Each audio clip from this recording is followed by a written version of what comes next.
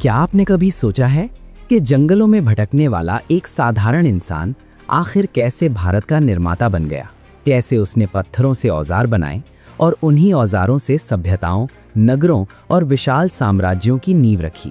आज हम निकलेंगे 9000 सालों के उस लंबे सफर पर, जहां मेहरगढ़ की पहली बस्तियों से लेकर सिंधु घाटी के महान शहरों तक, मौर्य, गुप्त और राजपूत साम्राज्यों के स्वर्ण युग से लेकर मुगलों और अंग्रेजों के आक्रमणों तक, और आज़ादी के लिए बहाए गए खून से लेकर चंद्रयान की चांद पर हुई लैंडिंग तक, हम देखेंगे इतिहास के वो अध्याय जिन्होंने भारत की नींव रखी।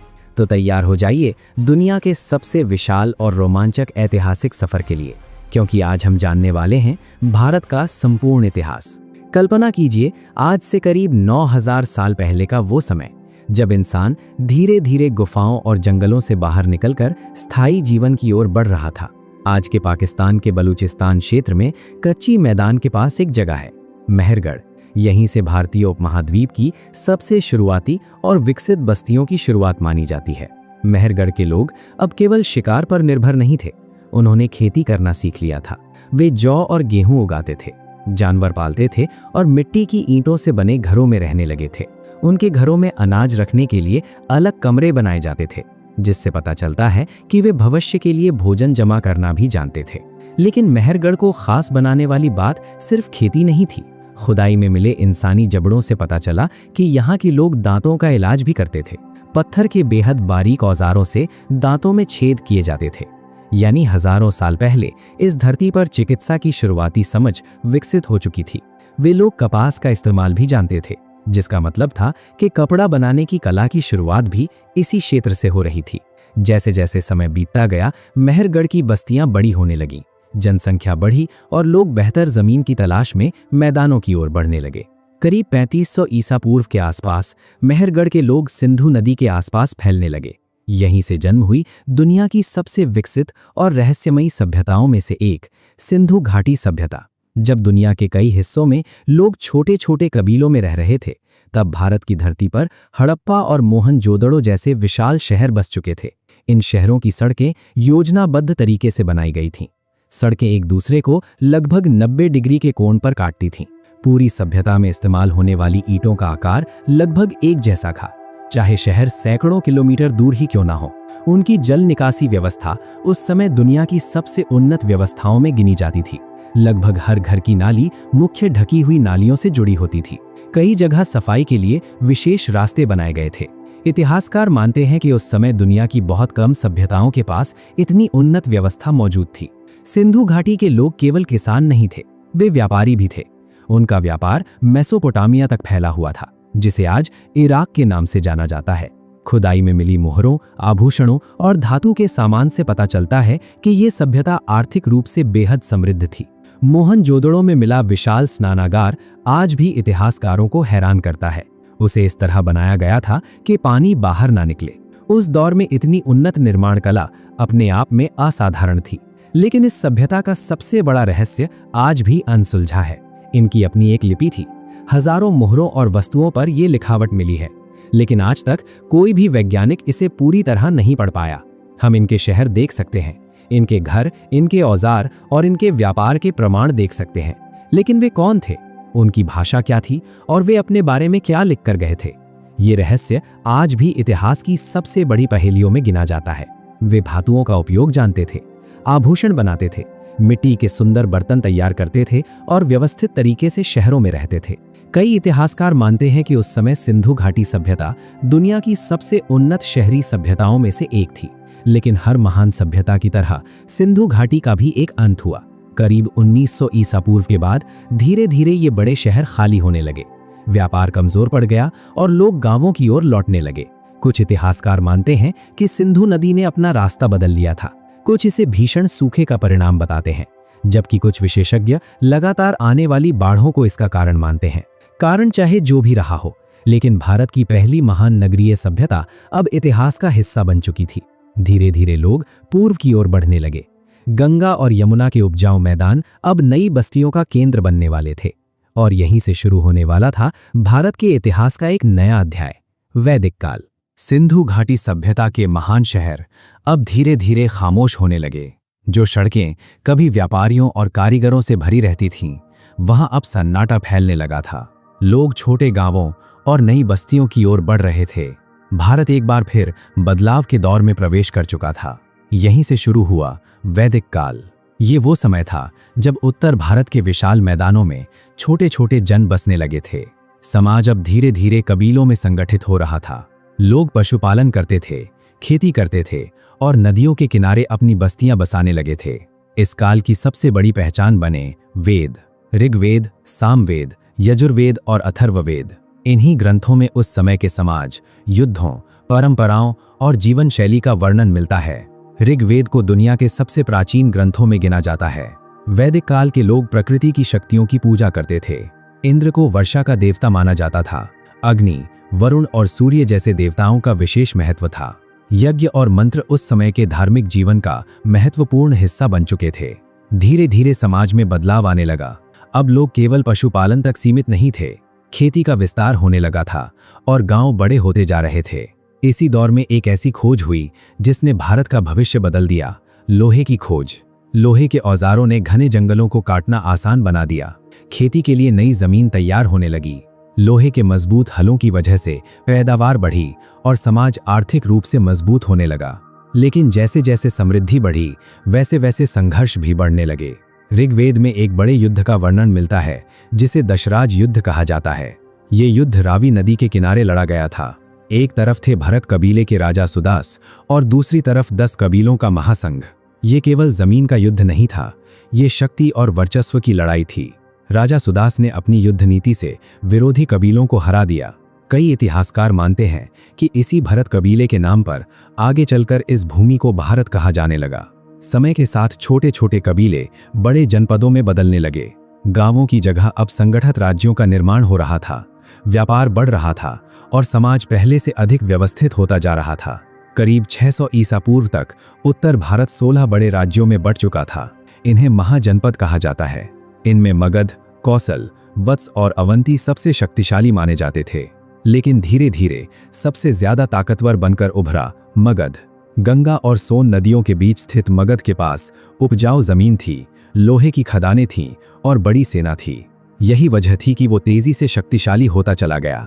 लेकिन इसी दौर में भारत की धरती पर 2 ऐसे महापुरुषों का जन्म हुआ जिन्होंने तलवार से नहीं, अपने विचारों से इतिहास बदल दिया। पहले थे सिद्धार्थ गौतम, जो आगे चलकर भगवान बुद्ध कहलाए। जब समाज जटिल कर्मकांडों और जातिगत भेदभाव में उलझता जा रहा था, तब बुद्ध ने लोगों को मध्यम मार्ग, करुणा और अहिंसा का संदेश दिया। उन्होंने राजमहल छोड़कर सत्य की खोज का मार्ग चुना। बोध गया में ज्ञान प्राप्ति के बाद उनके विचार धीरे धीरे पूरे भारत में फैलने लगे। उसी समय महावीर जैन ने भी लोगों को अहिंसा, आत्मसंयम और सत्य का मार्ग दिखाया। उन्होंने सिखाया कि हर जीव का जीवन महत्वपूर्ण है। ये वो समय था जब भारत केवल राजनीतिक रूप से ही नहीं, बल्कि आध्यात्मिक और बौद्धिक रूप से भी बदल रहा था। लेकिन पश्चिम की ओर एक और बड़ा बदलाव जन्म ले रहा था। यूनान का एक युवा राजा पूरी दुनिया को जीतने के सपने के साथ आगे बढ़ रहा था। उसका नाम था सिकंदर और बहुत जल्द उसकी सेना भारत की सरहदों तक पहुंचने वाली थी। सिकंदर अब तक फारस, मिस्र और मध्य एशिया के विशाल इलाकों को जीत चुका था। उसकी सेना लगातार आगे बढ़ रही थी और उसका सपना था पूरी दुनिया पर अपना झंडा लहराना। 326 ईसा पूर्व में उसने खैबर दर्रे को पार किया और भारतीय उपमहाद्वीप की सीमा तक पहुंच गया।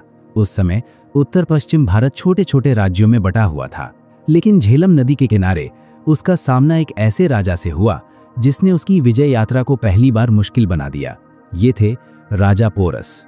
झेलम नदी के किनारे दोनों सेनाओं के बीच भयंकर युद्ध हुआ। एक तरफ थी सिकंदर की प्रशिक्षित यूनानी सेना और दूसरी तरफ पोरस के विशाल युद्ध हाथी। युद्ध बेहद खूंखार था। भारतीय हाथियों को देखकर यूनानी सैनिकों में अफरा तफरी फैल गई। हालांकि अंत में पोरस युद्ध हार गए, लेकिन उनकी बहादुरी से सिकंदर इतना प्रभावित हुआ कि उसने उनका राज्य वापस लौटा दिया। कहा जाता है कि जब सिकंदर ने पोरस से पूछा कि उनके साथ कैसा व्यवहार किया जाए, तब पोरस ने जवाब दिया, जैसा एक राजा दूसरे राजा के साथ करता है। लेकिन भारत में सिकंदर की विजय ज्यादा आगे नहीं बढ़ सकी। उसकी सेना वर्षों से लगातार युद्ध लड़ रही थी। सैनिक थक चुके थे। उधर उन्हें खबर मिली कि आगे मगध जैसी विशाल शक्ति मौजूद है, जिसके पास हजारों हाथी और लाखों सैनिक हैं। आखिरकार सिकंदर की सेना ने आगे बढ़ने से मना कर दिया। विश्व विजय का सपना लेकर निकला सिकंदर अब वापस लौटने पर मजबूर था। कुछ समय बाद वापसी के रास्ते में उसकी मृत्यु हो गई। लेकिन सिकंदर के आक्रमण ने भारत की राजनीति को पूरी तरह बदल दिया। उत्तर पश्चिम भारत में अस्थिरता बढ़ चुकी थी। छोटे छोटे राज्य कमजोर पड़ रहे थे और मगध पर धनानंद नाम का शासक राज कर रहा था। उसके पास अपार धन और विशाल सेना थी, लेकिन आम जनता उससे खुश नहीं थी। इसी समय तक्षशिला से एक ऐसा व्यक्ति उभरा जिसने भारत का इतिहास बदल दिया। वो था आचार्य चाणक्य। चाणक्य केवल एक शिक्षक नहीं थे, वे राजनीति, अर्थशास्त्र और कूटनीति के महान विद्वान थे। कहा जाता है कि धनानंद ने किसी सभा में उनका अपमान कर दिया था। उसी दिन चाणक्य ने संकल्प लिया कि वो नंद वंश का अंत करके रहेंगे। इसी दौरान उनकी मुलाकात एक युवा बालक से हुई, चंद्रगुप्त। चाणक्य ने चंद्रगुप्त को युद्ध, राजनीति और नेतृत्व की शिक्षा दी। धीरे धीरे दोनों ने मिलकर छोटे राज्यों को अपने साथ जोड़ना शुरू किया। फिर मगध पर हमला किया गया और धनानंद को हरा दिया गया। यहीं से शुरू हुआ भारत का पहला विशाल साम्राज्य, मौर्य साम्राज्य। चंद्रगुप्त मौर्य ने केवल मगध तक खुद को सीमित नहीं रखा, उन्होंने उत्तर भारत के बड़े हिस्से को अपने अधीन कर लिया। उधर सिकंदर की मृत्यु के बाद उसका सेनापति सेल्यूकस पूर्व के क्षेत्रों पर नियंत्रण बनाए रखना चाहता था। लेकिन सिंधु नदी के आसपास चंद्रगुप्त और सेल्यूकस के बीच युद्ध हुआ, जिसमें सेल्यूकस को हार का सामना करना पड़ा। संधि के बाद उसने काबुल, कांधार और हेरात जैसे क्षेत्र मौर्यों को सौंप दिए। कई इतिहासकार मानते हैं कि इसी समय सेल्यूकस ने अपनी बेटी का विवाह भी चंद्रगुप्त से करवाया था। मौर्य साम्राज्य अब भारत की सबसे बड़ी शक्ति बन चुका था। चंद्रगुप्त के बाद उनके पुत्र बिंदुसार गद्दी पर बैठे। उन्होंने साम्राज्य को दक्षिण की ओर बढ़ाया। लेकिन मौर्य वंश का सबसे प्रसिद्ध शासक अभी आना बाकी था। ये थे सम्राट अशोक। अपने शासन के शुरुआती वर्षों में अशोक ने कई युद्ध लड़े और साम्राज्य का विस्तार किया। लेकिन 261 ईसा पूर्व में हुआ कलिंग युद्ध उनके जीवन का सबसे बड़ा मोड़ साबित हुआ। आज के ओडिशा क्षेत्र में लड़ा गया ये युद्ध बेहद विनाशकारी था। हजारों सैनिक मारे गए और लाखों लोग प्रभावित हुए। जब युद्ध खत्म हुआ और अशोक ने मैदान में फैली लाशों को देखा तो वे भीतर से बदल गए। जिस राजा ने तलवार के दम पर साम्राज्य खड़ा किया था, अब वही हिंसा से दूर जाना चाहता था। अशोक ने बौद्ध धर्म अपना लिया। उन्होंने युद्ध की जगह धम्म और शांति का मार्ग चुना। पूरे भारत में स्तंभ और शिलालेख स्थापित करवाए गए, जिनमें लोगों को नैतिक जीवन और अहिंसा का संदेश दिया गया। सारनाथ का सिंह स्तंभ, जिसे आज भारत का राष्ट्रीय प्रतीक माना जाता है, उसी काल की देन है। अशोक ने बौद्ध धर्म के प्रचार के लिए दूतों को श्रीलंका, मध्य एशिया और दक्षिण पूर्व एशिया तक भेजा। मौर्य साम्राज्य केवल राजनीतिक शक्ति नहीं रहा, बल्कि ज्ञान और विचारों का केंद्र भी बन गया। लेकिन अशोक के बाद मौर्य साम्राज्य धीरे धीरे कमजोर पड़ने लगा। दूर के प्रांत स्वतंत्र होने लगे और केंद्रीय सत्ता कमजोर होती चली गई। आखिरकार मौर्य वंश का पतन हो गया। लेकिन उन्होंने भारत को एक प्रशासन, एक विशाल राजनीतिक पहचान और एक संगठित साम्राज्य की अवधारणा दी थी। भारत अब फिर से बदलाव के दौर में प्रवेश कर रहा था और आने वाला समय भारत के इतिहास का स्वर्ण युग कहलाने वाला था। मौर्य साम्राज्य के पतन के बाद भारत एक बार फिर कई छोटे छोटे राज्यों में बंटने लगा। उत्तर में शुंग और कण्व वंश उभरे, जबकि दक्षिण में सातवाहनों का प्रभाव बढ़ने लगा। लेकिन इस राजनीतिक बदलाव के बीच भारत की संस्कृति, व्यापार और ज्ञान लगातार आगे बढ़ रहे थे। दक्षिण और मध्य भारत में सातवाहन राजाओं ने लंबे समय तक शासन किया। वे व्यापार को बढ़ावा देते थे और उत्तर तथा दक्षिण भारत के बीच महत्वपूर्ण कड़ी बन चुके थे। इसी दौर में अजंता और एलोरा की शुरुआती गुफाओं का निर्माण शुरू हुआ। लेकिन पश्चिम ने उत्तर की ओर एक नई शक्ति उभर रही थी। मध्य एशिया से आए कुषाण धीरे धीरे भारत में अपनी ताकत बढ़ा रहे थे। उनके सबसे प्रसिद्ध शासक थे कनिष्क। 78 ईस्वी में कनिष्क का राज्याभिषेक हुआ और यहीं से शक संवत की शुरुआत मानी जाती है। कनिष्क का साम्राज्य काबुल से लेकर मथुरा तक फैला हुआ था। लेकिन कुषाणों की सबसे बड़ी ताकत केवल सेना नहीं थी, बल्कि व्यापार था। उनका नियंत्रण सिल्क रोड पर था, जो चीन को पश्चिमी देशों से जोड़ता था। रेशम, मसाले और कीमती वस्तुओं का व्यापार भारत से होकर गुजरता था। इसी वजह से भारत आर्थिक रूप से बेहद समृद्ध हो गया। कनिष्क के समय में बौद्ध धर्म भी तेजी से फैलने लगा। कश्मीर में चौथी बौद्ध संगीति आयोजित की गई। इसी दौर में गांधार कला का विकास हुआ, जिसमें पहली बार भगवान बुद्ध की मूर्तियां इंसानी रूप में बनाई गईं। कनिष्क के दरबार में कई महान विद्वान मौजूद थे।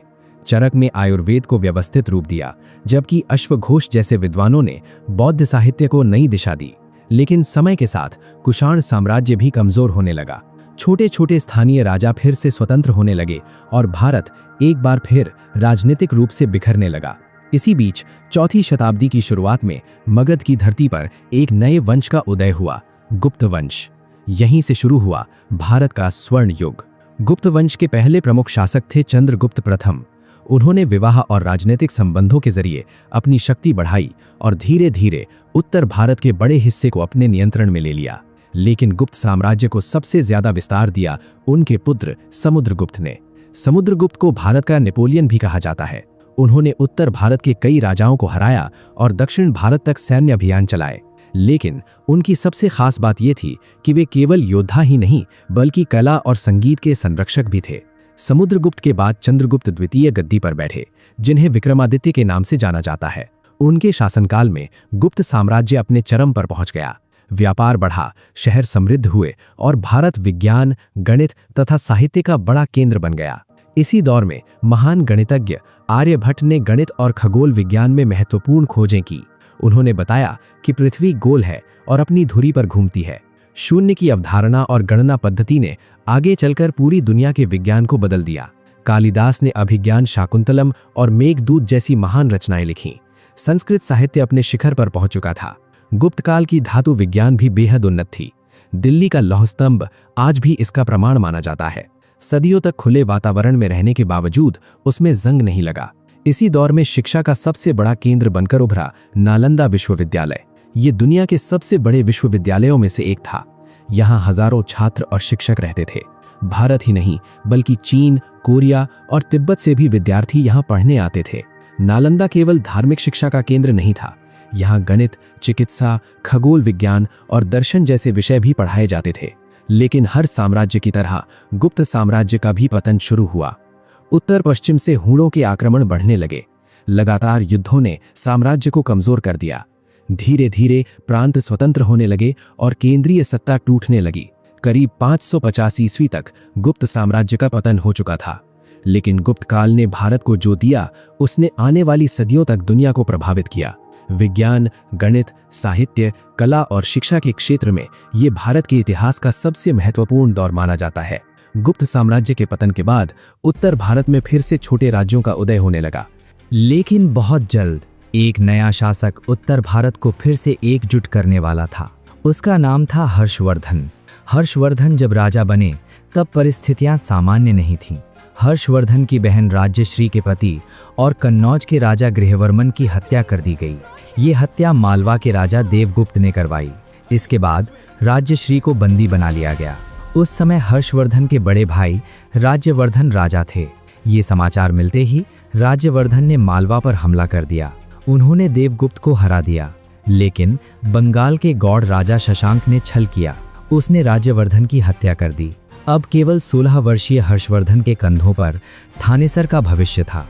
हर्षवर्धन ने सिंहासन संभाला। उन्होंने पंजाब से बंगाल तक विशाल साम्राज्य स्थापित किया। उन्होंने कन्नौज को अपनी राजधानी बनाया। उनके शासन में व्यापार फला फूला। शिक्षा, कला और संस्कृति का भी विकास हुआ। नालंदा विश्वविद्यालय विश्व के सबसे बड़े शिक्षा केंद्रों में शामिल था। चीनी यात्री हुइनसांग ने भी हर्षवर्धन के शासन की प्रशंसा की। लेकिन 647 ईस्वी में हर्षवर्धन की मृत्यु हो गई। उनकी मृत्यु के बाद उत्तर भारत फिर छोटे छोटे राज्यों में बंट गया। इसी समय पाल, गुर्जर प्रतिहार और राष्ट्रकूट जैसी शक्तियां उभरीं। कन्नौज के लिए इन तीनों शक्तियों के बीच संघर्ष शुरू हुआ। ये संघर्ष लगभग 200 वर्षों तक चला। इसे इतिहास में त्रिपक्षीय संघर्ष कहा जाता है। गुर्जर प्रतिहार शासक नागभट्ट प्रथम ने अरब आक्रमणकारियों को हराया। उन्होंने पश्चिमी सीमाओं की रक्षा की।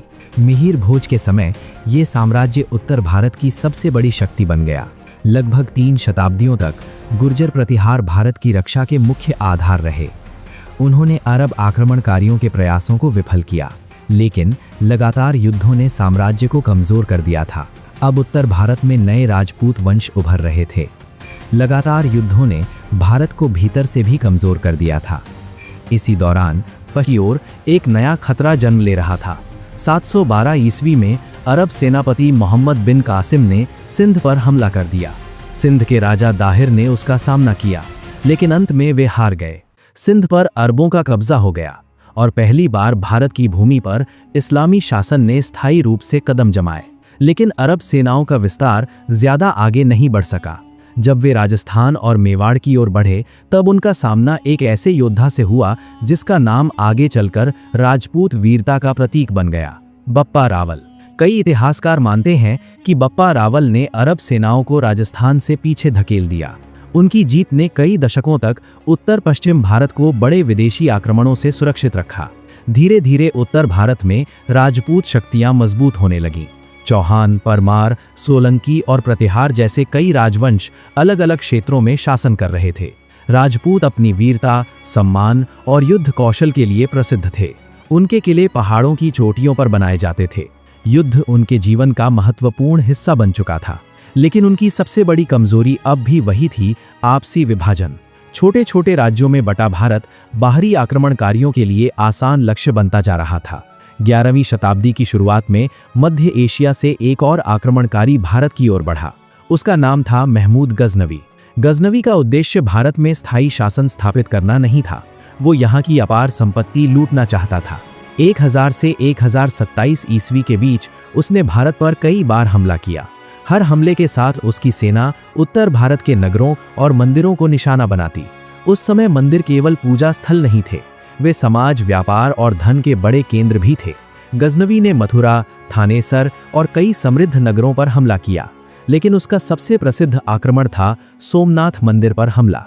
गुजरात का सोमनाथ मंदिर उस समय भारत के सबसे समृद्ध मंदिरों में गिना जाता था। अरब सागर के किनारे स्थित ये मंदिर दूर दूर तक प्रसिद्ध था। देश के अलग अलग हिस्सों से व्यापारी और श्रद्धालु यहाँ आते थे। 1025 ईस्वी में गजनवी की सेना रेगिस्तानी रास्तों से गुजरते हुए सोमनाथ तक पहुंची। मंदिर की रक्षा के लिए हजारों लोगों ने मुकाबला किया, लेकिन अंत में गजनवी ने मंदिर पर कब्जा कर लिया। मंदिर में भारी लूटपाट हुई, सोना, चांदी और कीमती रत्न लूट लिए गए। इस घटना ने पूरे भारत को झकझोर दिया। लेकिन गजनवी के जाने के बाद भी भारत के भीतर एकता नहीं आ सकी। राजपूत राज्य अब भी आपस में संघर्ष कर रहे थे। उधर अफगानिस्तान और मध्य एशिया में एक नई शक्ति उभर रही थी, मोहम्मद गौरी।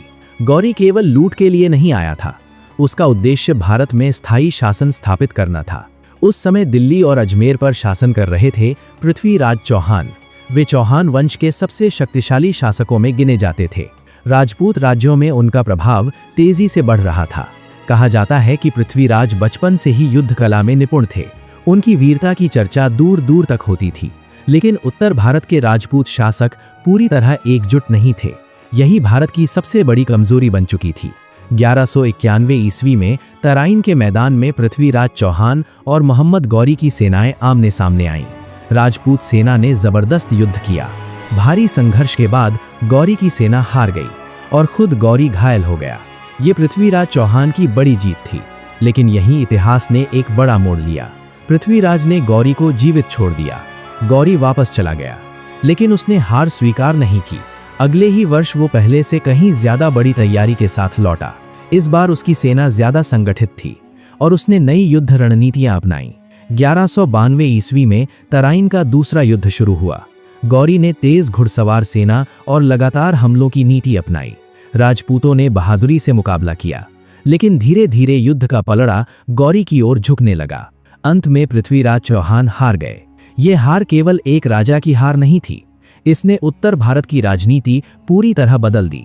दिल्ली और उत्तर भारत के बड़े हिस्से पर अब तुर्क शक्तियों का प्रभाव बढ़ने लगा। यहीं से भारत में दिल्ली सल्तनत की नींव पड़ी। लेकिन ये केवल सत्ता परिवर्तन नहीं था।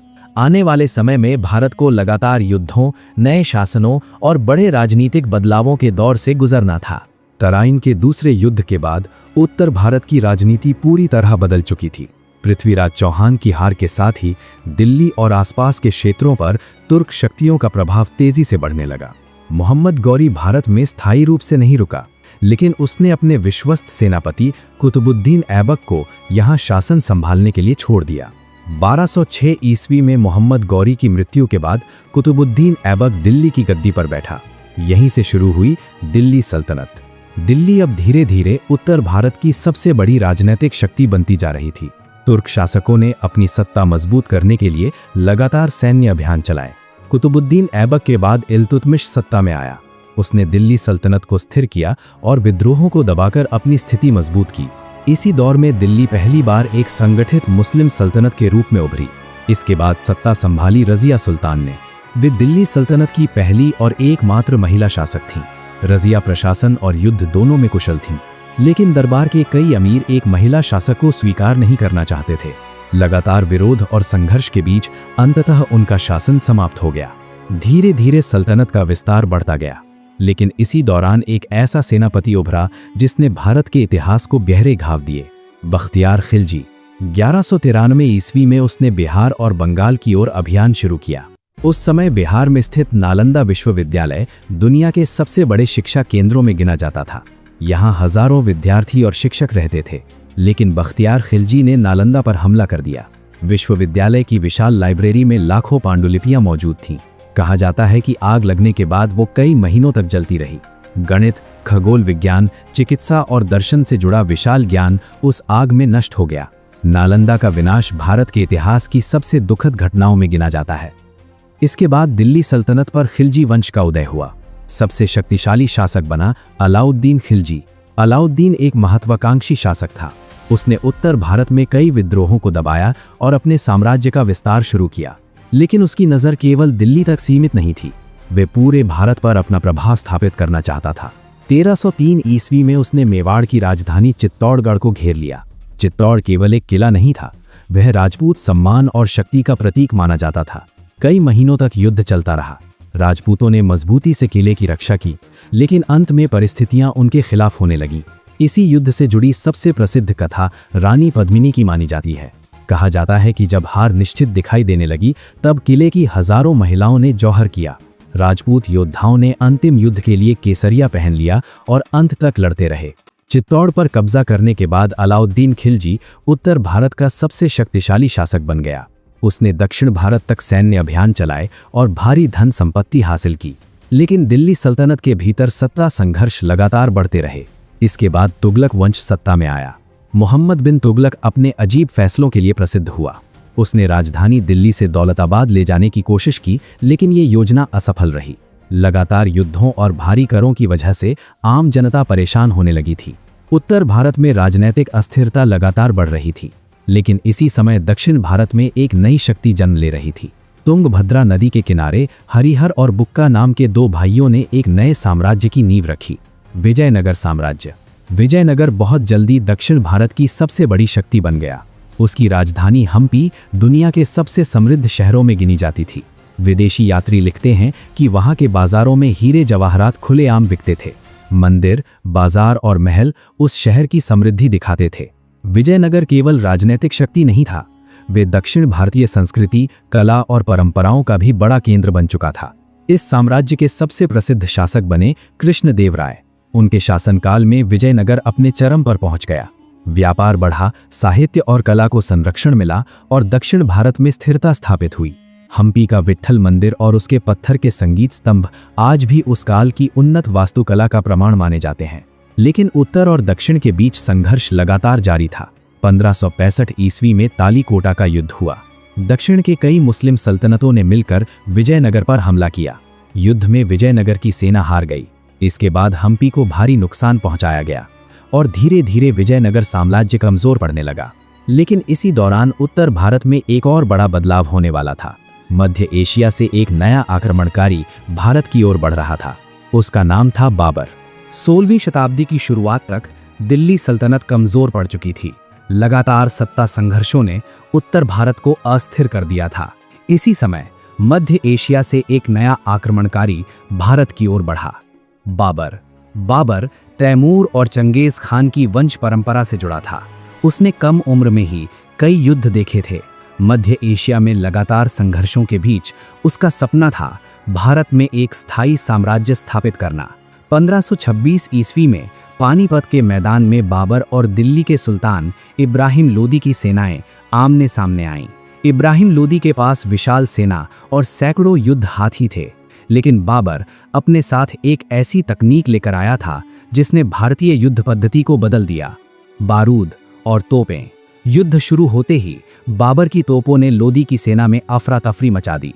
भारी संघर्ष के बाद इब्राहिम लोदी मारा गया और दिल्ली पर बाबर का कब्जा हो गया। यहीं से भारत में मुगल साम्राज्य की शुरुआत हुई। लेकिन बाबर की सबसे बड़ी चुनौती अभी बाकी थी। उत्तर भारत में राजपूत शक्तियां अब भी मजबूत थीं। उनके सबसे शक्तिशाली नेता थे मेवाड़ के महाराणा सांगा। राणा सांगा केवल एक राजा नहीं थे, वे राजपूत शक्ति और एकता के सबसे बड़े प्रतीक बन चुके थे। कई राजपूत शासक उनके साथ जुड़ चुके थे और उनका प्रभाव राजस्थान से बाहर तक फैल चुका था। कहा जाता है कि राणा सांगा ने अपने जीवन में कई युद्ध लड़े थे। उनके शरीर पर युद्धों के अनेक घाव थे, लेकिन इसके बावजूद उनका साहस कम नहीं हुआ। 1527 ईस्वी में खानवा के मैदान में बाबर और राणा सांगा की सेनाओं के बीच निर्णायक युद्ध हुआ। राजपूत सेना ने जबरदस्त हमला किया। कई बार ऐसा लगा कि बाबर की सेना टूट जाएगी, लेकिन मुगल तोपखाने और संगठित युद्ध रणनीति ने धीरे धीरे युद्ध का रुख बदल दिया। भीषण संघर्ष के बीच राणा सांगा घायल हो गए। इसके बाद राजपूत सेना कमजोर पड़ने लगी। खानवा की जीत ने उत्तर भारत में बाबर की स्थिति मजबूत कर दी। अब मुगल केवल आक्रमणकारी नहीं रहे थे, वे भारत की नई राजनैतिक शक्ति बन चुके थे। लेकिन बाबर अधिक समय तक शासन नहीं कर सका। कुछ वर्षों बाद उसकी मृत्यु हो गई और उसका पुत्र हुमायूं गद्दी पर बैठा। हुमायूं को शुरुआत से ही कई चुनौतियों का सामना करना पड़ा। उधर बिहार से एक शक्तिशाली अफगान शासक उभरा, शेर शाह सूरी। शेर शाह केवल एक योद्धा नहीं था, वह एक कुशल प्रशासक भी था। उसने हुमायूं को हराकर दिल्ली पर कब्जा कर लिया। हालांकि उसका शासन ज्यादा लंबा नहीं चला, लेकिन उसने प्रशासन में कई महत्वपूर्ण बदलाव किए। उसने सड़क व्यवस्था को मजबूत किया और ग्रैंड ट्रंक रोड का विस्तार करवाया, जो बंगाल से लेकर उत्तर पश्चिम तक जाती थी। यात्रियों के लिए सराएं और कुएं बनवाए गए। इसी दौर में रुपया नाम की मुद्रा को व्यवस्थित रूप दिया गया। लेकिन शेर शाह की मृत्यु के बाद हुमायूं ने दोबारा दिल्ली पर कब्जा कर लिया। कुछ समय बाद उसकी मृत्यु हो गई और उसका पुत्र अकबर गद्दी पर बैठा। अकबर के शासनकाल में मुगल साम्राज्य तेजी से विस्तार करने लगा। उसने केवल युद्ध के जरिए ही नहीं, बल्कि राजनीतिक संबंधों और संधियों के जरिए भी अपनी शक्ति बढ़ाई। राजपूतों के कई राज्यों ने अकबर के साथ संधि कर ली, लेकिन एक राज्य अब भी मुगलों के सामने झुकने को तैयार नहीं था, मेवाड़। 1567 ईस्वी में अकबर ने चित्तौड़गढ़ को घेर लिया।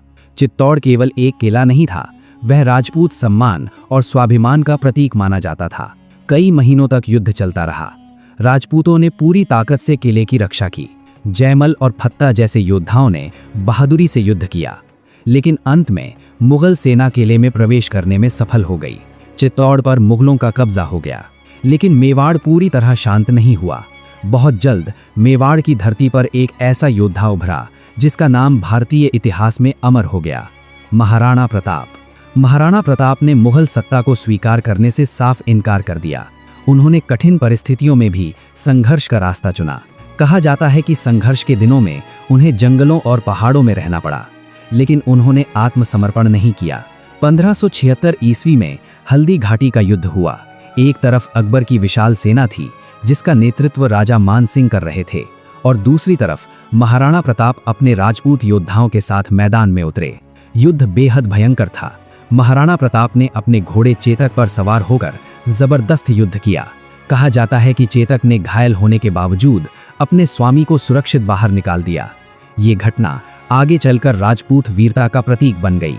हालांकि हल्दी घाटी का युद्ध निर्णायक नहीं रहा, लेकिन महाराणा प्रताप ने संघर्ष जारी रखा। उन्होंने अरावली के कठिन पहाड़ी क्षेत्रों से गुरिल्ला युद्ध शुरू किया। धीरे धीरे उन्होंने मेवाड़ के कई हिस्सों पर दोबारा नियंत्रण हासिल कर लिया। अंत तक वे मुगलों के सामने झुके नहीं। उधर अकबर के शासनकाल में मुगल साम्राज्य अपने चरम पर पहुंच रहा था। प्रशासन मजबूत हुआ, व्यापार बढ़ा और कला तथा स्थापत्य को संरक्षण मिला। फतेहपुर सीकरी, आगरा किला और कई भव्य निर्माण इसी काल में हुए। मुगल साम्राज्य अब भारत की सबसे बड़ी शक्ति बन चुका था। लेकिन आने वाले समय में यही साम्राज्य दक्षिण भारत में एक ऐसी शक्ति से टकराने वाला था जो आगे चलकर मुगलों की नींव हिला देगी। अकबर के बाद जहांगीर और फिर शाहजहां मुगल गद्दी पर बैठे। शाहजहां के शासनकाल में मुगल साम्राज्य अपनी समृद्धि के चरम पर पहुंच गया। दिल्ली का लाल किला, जामा मस्जिद और आगरा का ताजमहल इसी दौर में बनाए गए। मुगल स्थापत्य कला पूरी दुनिया में प्रसिद्ध होने लगी।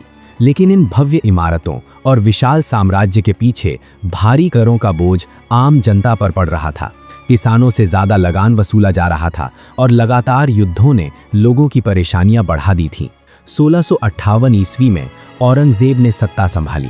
उसने अपने भाइयों को हराकर मुगल गद्दी हासिल की और धीरे धीरे साम्राज्य का सबसे शक्तिशाली शासक बन गया। लेकिन औरंगजेब का शासन पहले के मुगल शासकों से अलग था। उसने साम्राज्य का विस्तार करने के लिए लगातार युद्ध शुरू किए।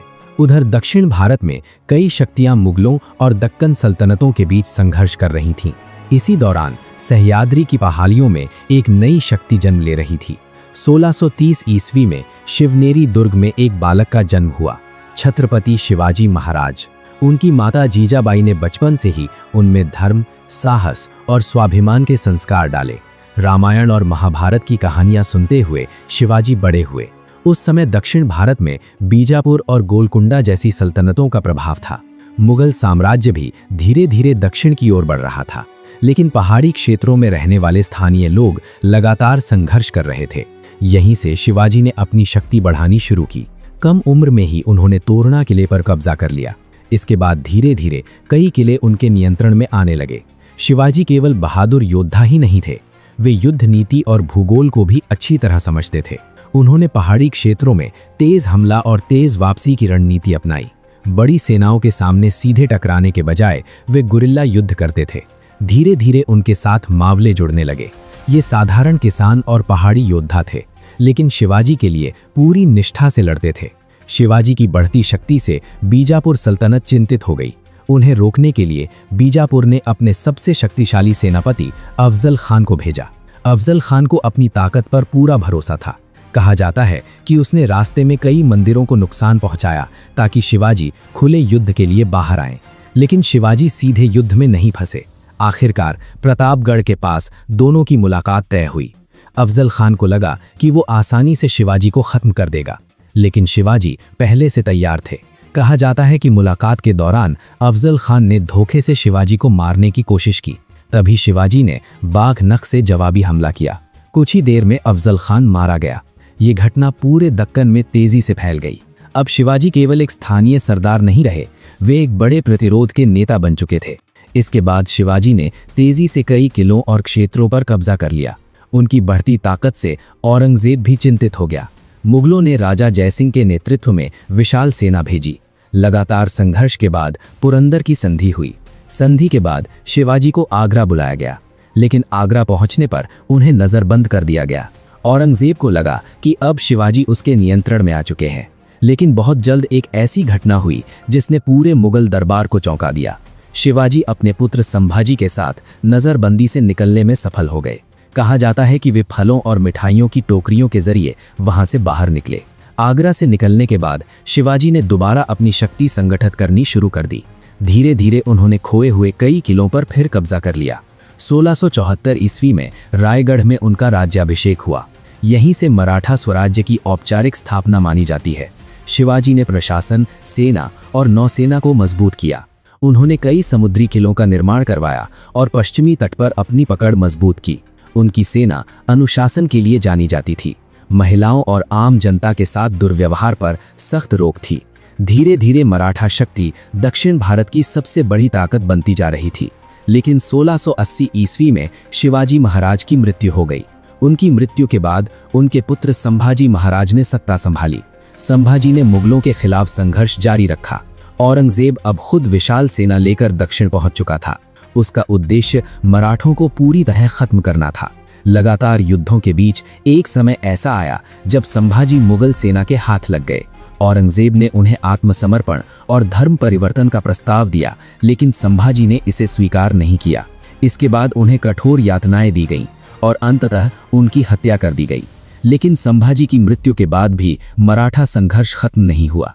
मराठा सेनाओं ने पहाड़ी क्षेत्रों से गुरिल्ला युद्ध जारी रखा। मुगल सेना लगातार थकती जा रही थी। औरंगजेब कई वर्षों तक दक्षिण भारत में फंसा रहा। लगातार युद्धों ने मुगल खजाने को कमजोर कर दिया। धीरे धीरे मुगल साम्राज्य भीतर से टूटने लगा। 1707 ईस्वी में औरंगजेब की मृत्यु हो गई। उसकी मृत्यु के साथ ही मुगल साम्राज्य का पतन तेज हो गया।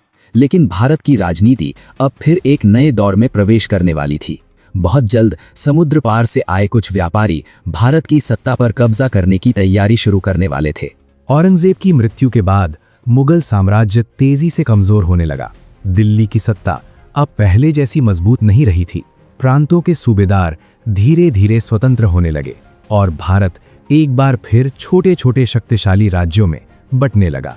इसी दौरान मराठा शक्ति तेजी से उभर रही थी। पेशवाओं के नेतृत्व में मराठों ने उत्तर भारत तक अपना प्रभाव बढ़ाना शुरू कर दिया। राजपूत, जाट, सिख और बंगाल के नवाब भी अलग अलग क्षेत्रों में अपनी ताकत बढ़ा रहे थे। लेकिन भारत की इस राजनीतिक अस्थिरता का फायदा समुद्र पार से आए व्यापारियों ने उठाना शुरू कर दिया। 1600 ईस्वी में इंग्लैंड की ईस्ट इंडिया कंपनी की स्थापना हुई थी। शुरुआत में उनका उद्देश्य केवल व्यापार करना था। वे भारत से मसाले, कपड़ा और अन्य कीमती सामान यूरोप ले जाते थे। धीरे धीरे कंपनी ने भारत के अलग अलग तटीय क्षेत्रों में अपनी फैक्ट्रियां और व्यापारिक केंद्र स्थापित कर लिए। सूरत, मद्रास, बंबई और कलकत्ता जैसे शहर अंग्रेजों के बड़े केंद्र बन गए। लेकिन समय के साथ कंपनी केवल व्यापार तक सीमित नहीं रही। उधर मुगल साम्राज्य कमजोर हो रहा था और भारतीय शासक आपस में संघर्ष कर रहे थे। अंग्रेजों ने इसी कमजोरी का फायदा उठाया। 1757 ईस्वी में बंगाल का नवाब सिराजुद्दौला और ईस्ट इंडिया कंपनी प्लासी के मैदान में आमने सामने आए। सिराजुद्दौला की सेना संख्या में ज्यादा बड़ी थी, लेकिन अंग्रेजों ने युद्ध से पहले ही विश्वासघात की योजना बना ली थी। नवाब के सेनापति मीर जाफर को अपने पक्ष में कर लिया गया। युद्ध शुरू होते ही बंगाल की सेना का बड़ा हिस्सा निष्क्रिय हो गया। प्लासी के युद्ध में सिराजुद्दौला हार गए। ये केवल एक युद्ध की हार नहीं थी, यहीं से भारत में अंग्रेजी सत्ता की असली शुरुआत हुई। इसके बाद अंग्रेजों ने बंगाल की अपार संपत्ति पर कब्जा कर लिया। भारत का धन बड़ी मात्रा में इंग्लैंड भेजा जाने लगा। 1764 ईस्वी में बक्सर का युद्ध हुआ। इस युद्ध में अंग्रेजों ने बंगाल, अवध और मुगल बादशाह शाह आलम द्वितीय की संयुक्त सेना को हरा दिया। अब ईस्ट इंडिया कंपनी केवल व्यापारी नहीं रही थी, वो भारत की सबसे बड़ी राजनीतिक शक्ति बनती जा रही थी। धीरे धीरे अंग्रेजों ने भारत के अलग अलग राज्यों को अपने नियंत्रण में लेना शुरू किया, कहीं युद्ध के जरिए तो कहीं संधियों और चालाक नीतियों के जरिए। मैसूर के शासक हैदर अली और उनके पुत्र टीपू सुल्तान ने अंग्रेजों का जमकर मुकाबला किया। टीपू सुल्तान ने कई बार अंग्रेजों को चुनौती दी और फ्रांस से भी मदद लेने की कोशिश की, लेकिन 1799 ईस्वी में श्रीरंगपट्टनम के युद्ध में टीपू सुल्तान मारे गए। इसके बाद दक्षिण भारत में अंग्रेजों का प्रभाव तेजी से बढ़ गया।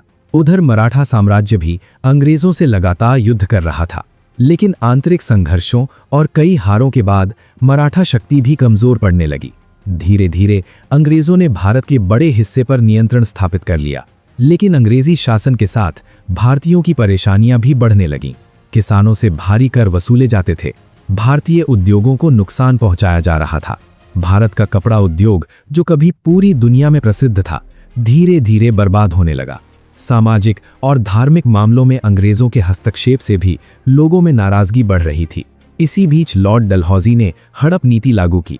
जिस राज्य का कोई सीधा उत्तराधिकारी नहीं होता, उसे अंग्रेज अपने अधीन कर लेते थे। झांसी भी इसी नीति का शिकार बनी। धीरे धीरे पूरे भारत में असंतोष फैलने लगा, लेकिन चिंगारी अभी बाकी थी।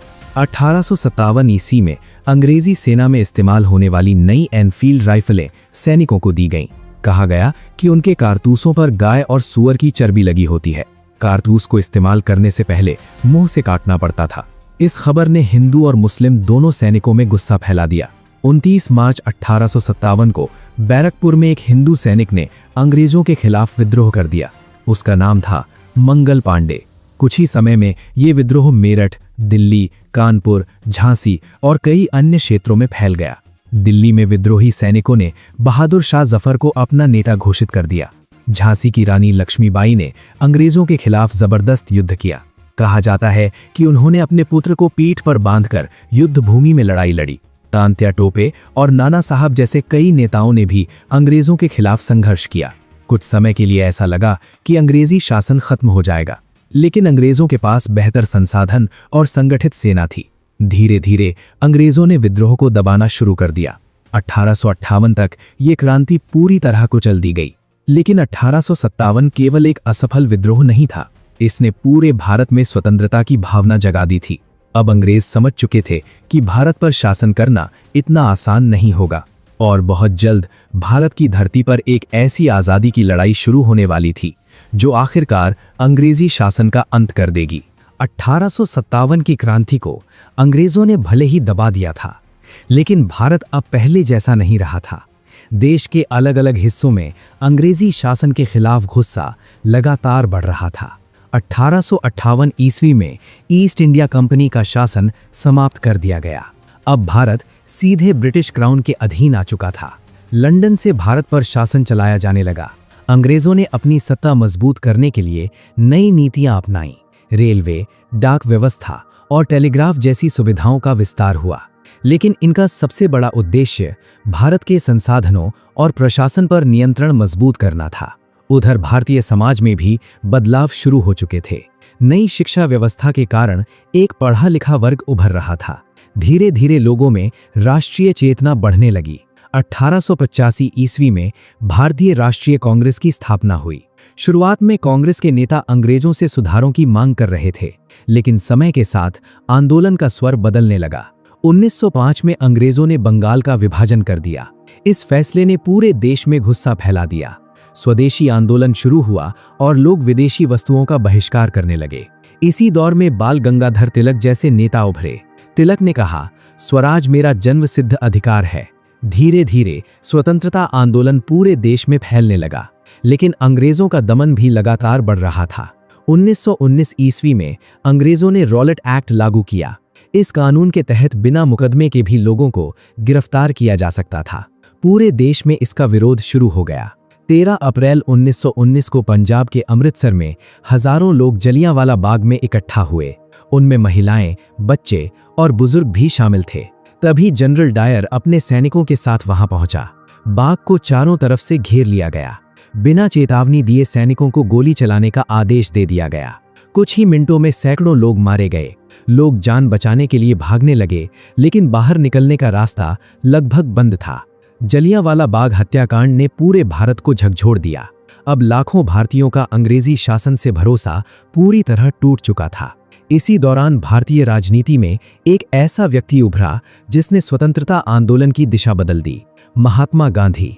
गांधी ने सत्याग्रह और अहिंसा का मार्ग अपनाया। उन्होंने लोगों से अंग्रेजी शासन के खिलाफ शांतिपूर्ण आंदोलन करने की अपील की। 1920 में असहयोग आंदोलन शुरू हुआ। लोग सरकारी नौकरियां छोड़ने लगे, विदेशी कपड़ों का बहिष्कार होने लगा और पूरे देश में आंदोलन फैल गया। गांवों से लेकर शहरों तक अब आज़ादी की मांग खुलकर उठने लगी थी। लेकिन भारत की आज़ादी की लड़ाई केवल अहिंसा तक सीमित नहीं थी। देश के कई युवा क्रांतिकारी रास्ता चुन चुके थे। इन्हीं युवाओं में एक नाम था भगत सिंह। भगत सिंह बचपन से ही अंग्रेजी अत्याचारों को देख रहे थे। जलियांवाला बाग की घटना ने उन पर गहरा प्रभाव डाला। उन्होंने चंद्रशेखर आजाद और अन्य क्रांतिकारियों के साथ मिलकर अंग्रेजों के खिलाफ संघर्ष शुरू किया। 1928 में साइमन कमीशन के विरोध के दौरान लाला लाजपत राय घायल हो गई। कुछ समय बाद उनकी मृत्यु हो गई। इस घटना ने क्रांतिकारियों को झकझोर दिया। भगत सिंह और उनके साथियों ने अंग्रेज अधिकारी सॉन्डर्स की हत्या कर दी। इसके बाद वे अंग्रेजों की नज़र में सबसे बड़े क्रांतिकारी बन गए। लेकिन उनका उद्देश्य केवल बदला लेना नहीं था, वे पूरे देश को जगाना चाहते थे। 1929 में भगत सिंह और बटुकेश्वर दत्त ने केंद्रीय विधानसभा में बम फेंका, लेकिन वो बम जान लेने के लिए नहीं था। बम फेंकने के बाद दोनों ने भागने की कोशिश नहीं की।